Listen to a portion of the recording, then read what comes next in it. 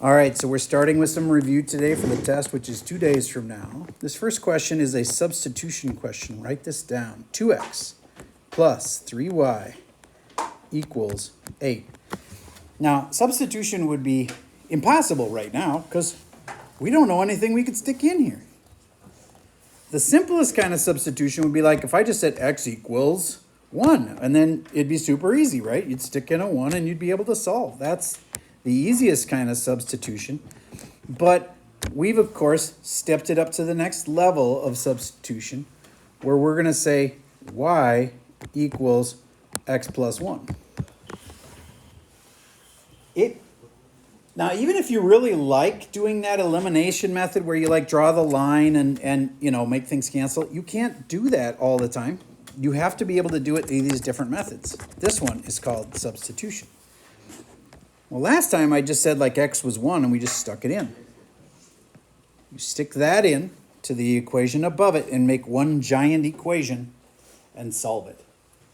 All right, give this a try. I'm going to pause for a second. I'll give this a shot. Okay, so this is substitution. In this problem, we're going to substitute this in for where the y is. So we're going to put x plus 1 right there. Now I'm going to rewrite my master equation here. 2x plus 3 parentheses x plus 1 equals 8. And then you're going to distribute this out, 3x and the 3. So now this is just copying 3x plus 3. Copying again. Then these go together. 5x plus 3 equals 8. Now I'm going to subtract 3 from both sides. Now I want you to know you don't have to write minus 3 minus 3. You can, but you don't have to. You'd have to write 5x equals 5, and you don't have to show this every single step. You have to show me work, don't get me wrong. You have to show work, but you can't show it, or I'm sorry, you don't have to show like that. They are okay as you move up in higher algebra. They're okay with you just saying, that's the next step. This was the last step. And you, in your head, know you subtracted 3 from both sides. All right, final answer again. I don't have to show it. The danger is, if you're not awesome at math, you might, by accident, think the answer was 5. It's actually 1. And maybe it'd be better for you to show the work like this. Depends on the kid. Raise your hand if you had 1 for x. Okay, awesome. Then, if I'm done, I'm not done. So you got to know that that's not the end. That goes back up into either equation. I'd pick the easier one, and I'd rewrite it y equals x plus 1. But above that x, I would say, I know that x is 1, so I'm going to put it right there. Y equals 1 plus 1, which is 2. 1 comma 2. Raise your hand if you had 1 comma 2. Final answer. Okay, good. That was called substitution. Substitution. All right. Here's another kind you have to be able to do. Elimination. Everybody write this one down. 2x plus 3y equals 13. Get copying. Next, negative 2x plus y equals negative 1. Draw a line underneath it. This is called elimination. Something's going to eliminate. So when you add them straight down, those two cancel out. The 2x and the minus 2x are gone. Then bring the others straight down. And if you're confused on whether you're adding or subtracting, I do understand. But just use the signs you have.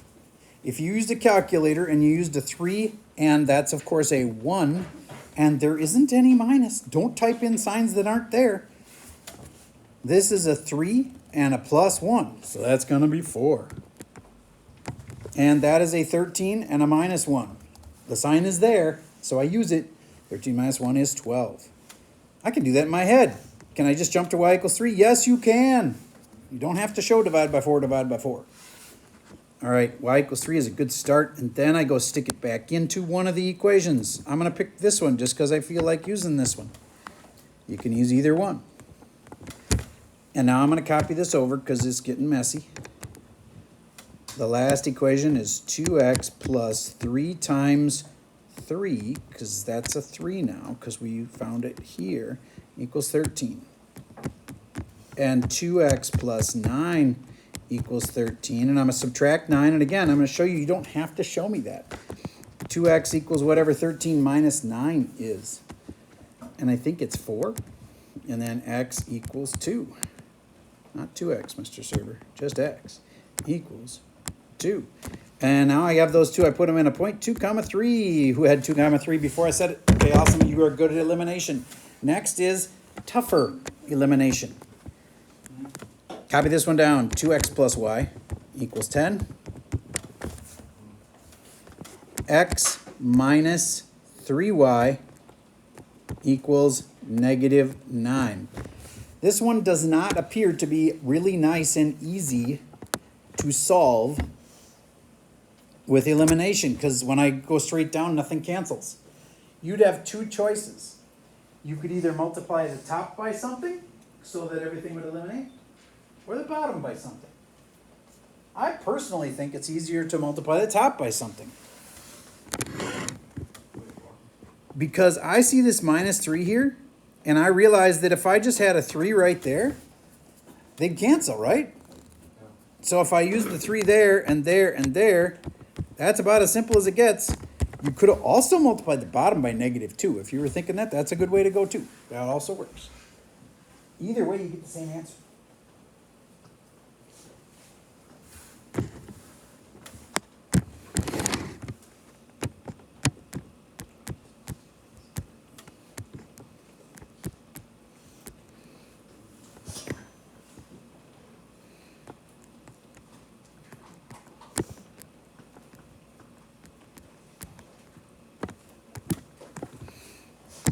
And now these cancel. Should definitely be doable now. Keep trying.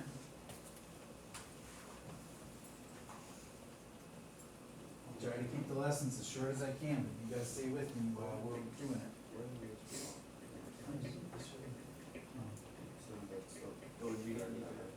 So you solving for y. I'm going to be solving for x. So you did how you did it. I chose to multiply the top by 3. I chose to multiply the bottom by 6. So I'm finding x, you're finding y, so that's why they're different. Okay, I chose to do the multiply the top by 3 method. If you multiply the bottom by negative 2, it's also going to work. But for me, the y's are going to cancel. 7x equals 21, and x equals 3. If you solved it the other way, you probably would have figured out y first. All right, now I'm going to go stick my 3 back in here. And I now have 3 for the x minus 3y equals negative 9. Subtract 3 from both sides. I better show the work. There's so many negatives. Negative 3y equals negative 12. Oh, I can skip the work at the end. I know this is y equals 4. Cool. 3 comma 4. I won't even ask. I know a lot of you had that one. Cool. That was tougher elimination because you had to multiply by something. All right, here's the next one, and kids usually hate these, but if you had to solve this, and you get down to a weird answer like, well, you'll see, it's going to be weird. Remember that the two answers, when they are weird, could be either that there's no solutions or that there's infinite solutions. X equals 8 plus x. Solve. I know it's weird, but you got to know what two kinds of weird are. Either it could be there's no solution at all. There's no chance to learn it if you don't write it down.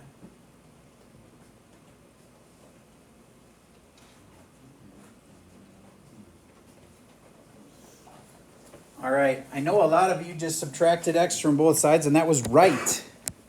Yay. And some people freak out when there's like nothing there. Nothing means 0.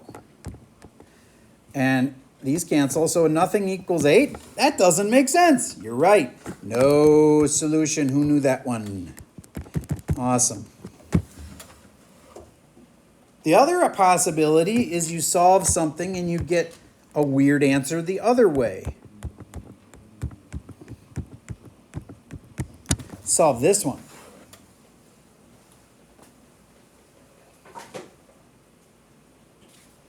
There's a first step and a second step. And then the third step is you get this weird answer. Pausing. All right, should have added these together first. The 1 and the 1 makes 2. And then you can make it 2 plus x. Add 2 plus x here. This is just copying down. And I know, they're strange. But you should know to get rid of a variable on each side so the variables could be together. But there's no variable left. 2 equals 2. This time it's a fact that's true and therefore infinite solutions. I would accept the word infinite. I would accept the word infinity. Better answer is infinite because there are infinite solutions. All right. I want you to say infinite. I just don't think I could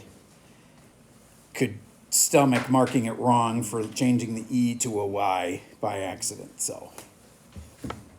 Okay, now here's another little easy thing that could cost you a point. Do you know how to graph just x is less than 3?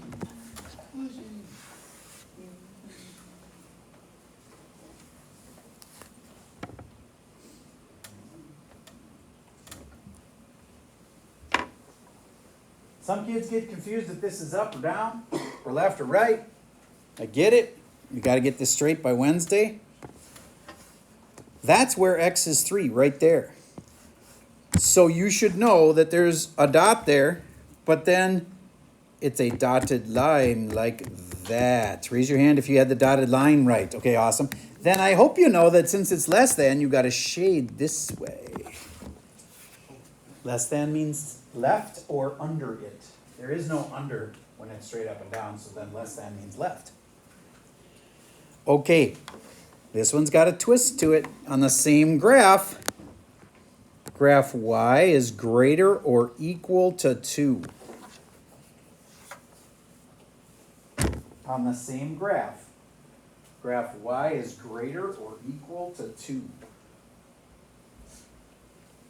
I am giving you such a good review for your test right now. If you are paying attention and doing well, then that's a good sign for Wednesday.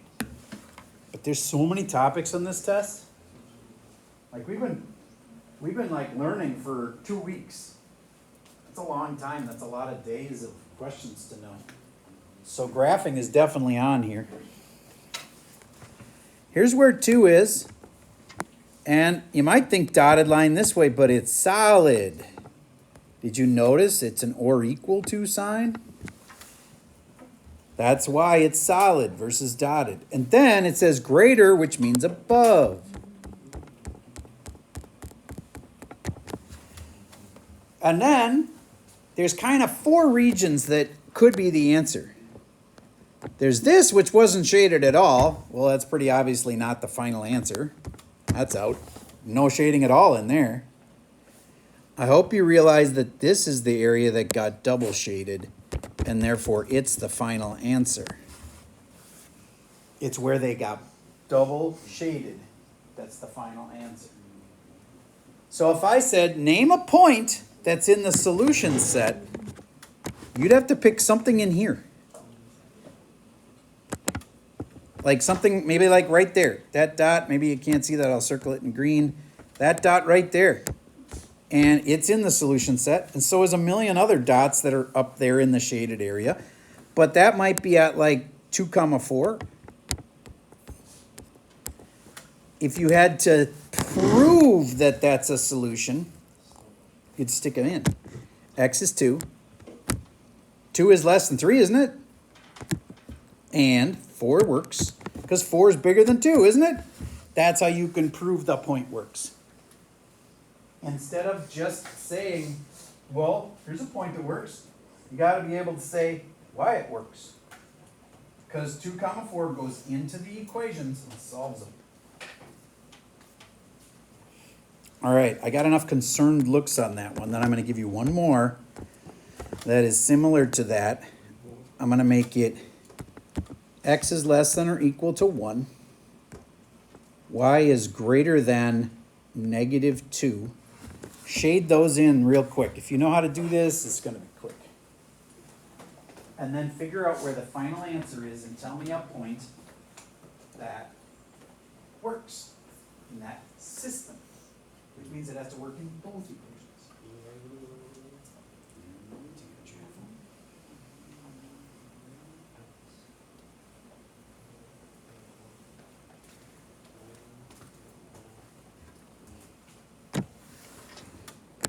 That's where x is 1.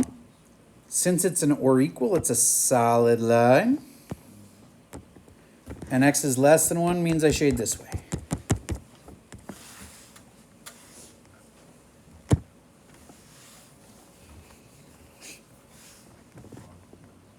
Mara, can you tell me how to do the y line?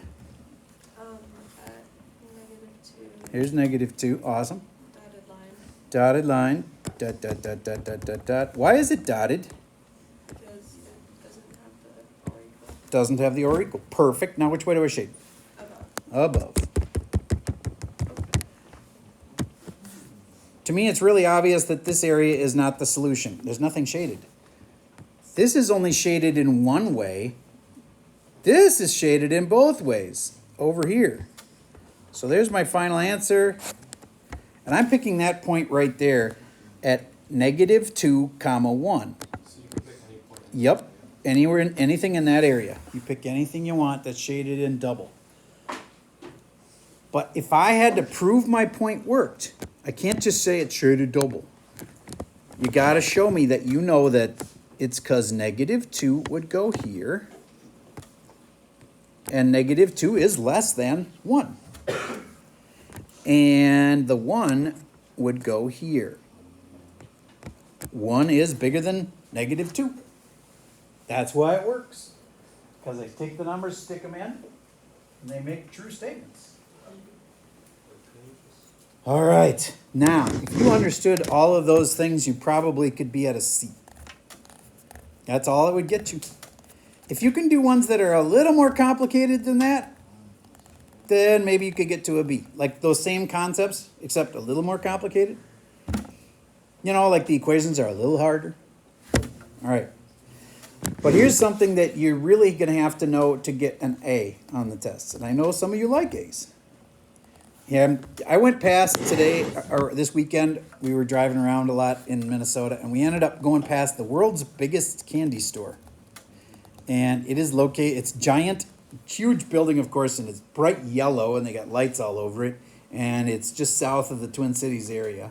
And there's always cars there. It must be like a super popular, it's not kind of near Savage.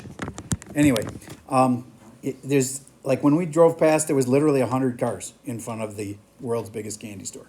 All right, so anyway, they sell these cherry candies that I really like. They're cherry sours. They're blue, they're red, and they're really sour. And anyway, so these cherry candies are $1.50. And lemon drops, you get a bag of them for $2. Can you write me, this would be like the simplest kind. This doesn't have like a profit equation and all that. Can you just write me a simple equation that says, I spent $7.50?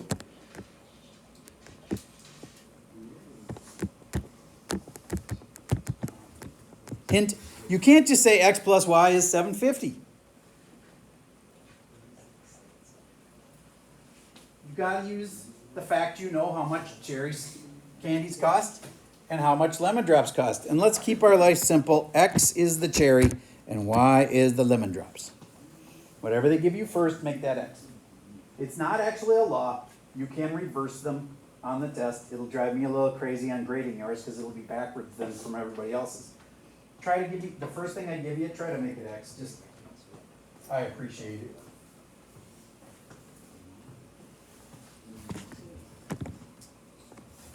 Your equation then if you spent $7.50 can't just be this. A lot of kids are going to do that, but it has to be $1.50. I'm going to chop it off because 1.5 is mathematically the same as 1.50, and 2.00 is the same as just 2, isn't it? There you go. There's your equation. Raise your hand if you had that one right. Awesome. Then, one of your problems is just like write the equations. Here's one more equation. I bought 4 things. 4 things. I didn't say 4 cherries or 4 lemon drops. Altogether, I bought 4 things. Can you write the equation for that? So you can get like 5% for just knowing how to write a couple equations. Then you could get 5% for knowing how to graph those equations. Then you could get 5% for being able to, all the other stuff. Like shade it in correctly and identify the feasible region. And then you could maybe get 5% for like identifying the corners of the feasible region and seeing which one has the most profit. But again, right now, all I want is the equation. And if you heard me say 4 things, you should have known x plus y is 4. That's all there is to it. Now, how come that one can be 4 and the other one couldn't be $7.50? Because the $7.50 was about money, so you had to include the prices. The other one was just how many items did I have? So it can just be 4. So from here, do you get, if you could solve for y, you'd be able to graph both of these. This one's super easy. Just subtract x and you get y equals negative x plus 4. And anybody in here can start at 4, do rise and run. I know you've done it a million times. You could graph that. That wouldn't be that bad. Okay? This one would be a little more gross to solve for y. You'd start by subtracting 1.5x, and you'd have to divide everything by 2, and you definitely want a calculator. And we're not even going to do that one. But that's how you would do it. You'd solve it for y and then graph it. Remember how this is the y-intercept and that's the slope? Okay. All right, then I'm finally ready for the notes for today. Go to page 2 of the notes for today, and this is the kind of problem that is the hard kind. You don't have to be able to do this to get a C, but you do have to be able to do this to get an A. Questions? Okay. Get to this page, please. Now, solve them for y unless you can't. Like that, you can't solve that for y. So you get to graph it. We already graphed one like that earlier. That's not that bad. But solve this for y and solve this for y. That's your first step for sure. Solve for y. Get y alone. Then you'll know the slope and you'll know the y-intercept.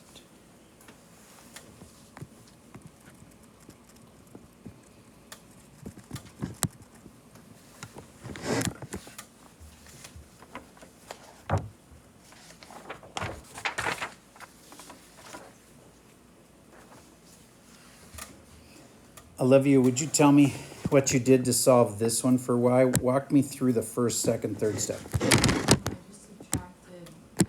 I agree. And now my equation reads negative y is less than negative x plus 7. You might have reversed it, but I know eventually you're going to put the x in front because that's the one that's got the slope. Okay, now what do I do with that negative? I just divided by negative. That totally works. Dividing by negative 1 means the y won't be negative anymore. And you can just go through and change all the signs to the opposite of what they were. Opposite, opposite, opposite. But, there's a key but. When I write this equation, Olivia, what sign did you use? Did you use less than? You have to change. Yes, you do. You have to change it to greater than. Because you just changed everything to opposite, the sign becomes opposite. 1x, I'm going to leave the 1 there because it helps me know the rise and the run, right? Minus 7. How did that sign switch again? Because we just multiplied everything by negative 1 or divided everything by negative 1. Okay. This one's easy. It's just an up and down line. And remember, whether they're solid or dotted matters. And then this last one, got to solve for y. Sam, I think you can do it. How do I solve for y on this one? Minus 2x. Correct. And then you'd have y is less than or equal to negative 2x plus 4. Did I have to switch the sign on this one? No. No, because I didn't multiply or divide by a negative. A lot of kids are like, but you used a negative. No, we didn't multiply or divide by a negative. We only added and subtracted, so we don't switch the sign.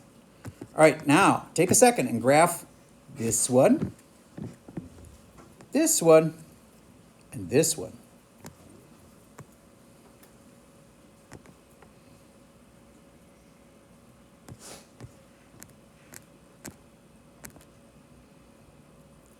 Oh crap, it's or equal to. I need a solid line there.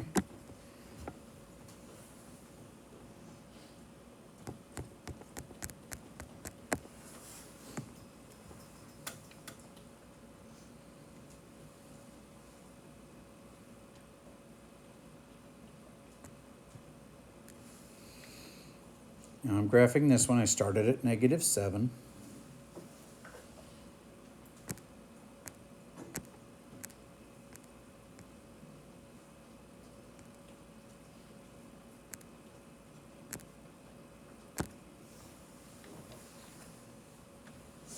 And it rises and runs. Got one point that looks really scary. I'm going to fix that because it doesn't look straight. Okay.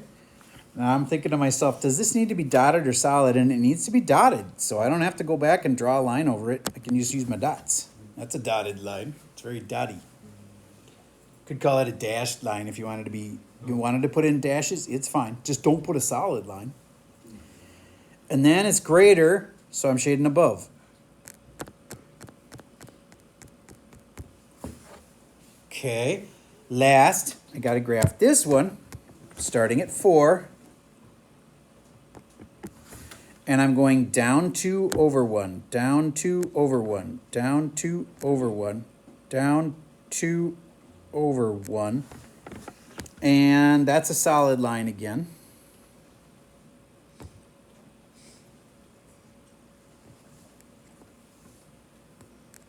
Oh, terrible straight line. Close enough. Okay. Now, which way do I shade on this one? It says less than, below, correct. And look, we kind of made a triangle. It gets all double, triple shaded, in fact. And it's right there. That's one of the harder points on the test, just because everything's really picky, like dotted or solid line. Can you graph, can you solve for y? Can you do the slope right? That'll be one of the harder 5% that you could get. Okay. What else could we ask you on the test? We could ask you for the corners where they cross. Now this one's not good for that because some of the corners crossed off the page. But that they're called the vertexes. All right? Vertices if you want to be more grammatically correct. All right. Now, here's another question that's completely different. It's like, can you write the equations? Completely different. Would you please take a second and try to figure out that wooden boxes is X. I'm just going to be a bully and say, make that be X. Because it's the first thing they told you. Oh, crap. It's not about X. Not about wooden boxes or something else. It's about stenciling a small box versus a large box. So the small boxes are X and the large boxes are Y.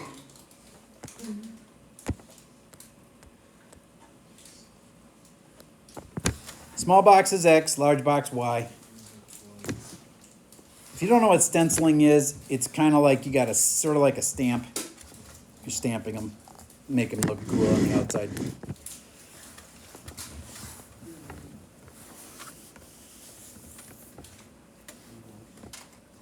One thing at a time. Can you write the equation?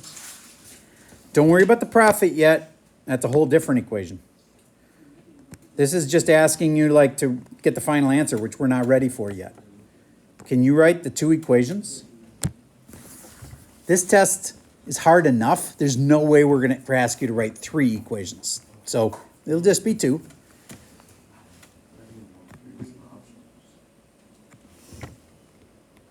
Kirian, what do you think the 2 hours to stencil a small box and 3 to do a large box equals? 2 to do a small plus 3 to do a large. What does that one equal? 30 is correct. And is it equal to 30? Clearly the answer is no because I said it that way. But be careful. It says no more than 30. Can it be 30? Yes. So it's partially equal to 30. But then, if it's no more than 30, it's saying not more than 30, and therefore it's less than. Who had that? Raise your hand if you did. Okay, awesome. There's another equation. Probably has to do with this 12 boxes thing. And that one's simpler. Just x plus y. At least 12. So I'm putting a 12, and then I'm going to think about it. It can be 12. At least 12. Does that mean they want it to be more than 12, maybe? Or does that mean less than 12? More than. Very good. So there'd be your 2 equations. You'd have to solve them for y. And I feel like if we do this one, it's gonna like vacuum up all your time. We need to have some work time today. So we just practice graphing them. You'd solve this for y. You'd solve this one for y.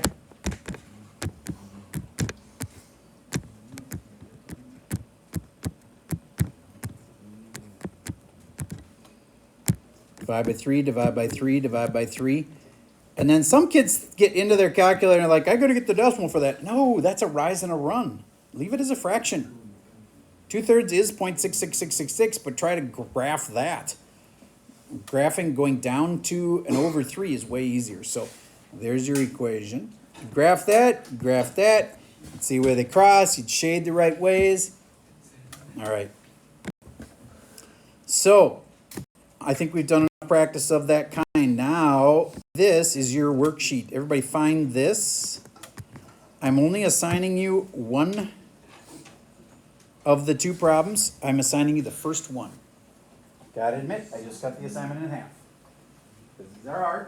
Thank you. And I don't want to like make you feel like, oh, that's so much I can't possibly do it. Now, on the other side of it, I can't go do the whole problem for you because it's your homework, right? So first thing I would do is figure out what's X and what's Y. Is it like soup and nuts? Is it like chest freezers versus upright freezers? In case you don't know the difference, a chest freezer is like lays on the ground and you open it up like a treasure chest. And an upright freezer stands up kind of like your fridge. So anyway, there's 2 kinds of freezers. And you write your equations. Constraints are equations. Objective is like, your objective is to do profit. So everybody right here, just put P equals. Just to help yourself realize that's the one that's about profit. Your objective as a company is to try to make profit. P equals. Here's where you're going to graph it, of course. And they call them boundary points. I call them vertexes. They're the corners. But the corners, maybe you write corner there. Which of the corners maximizes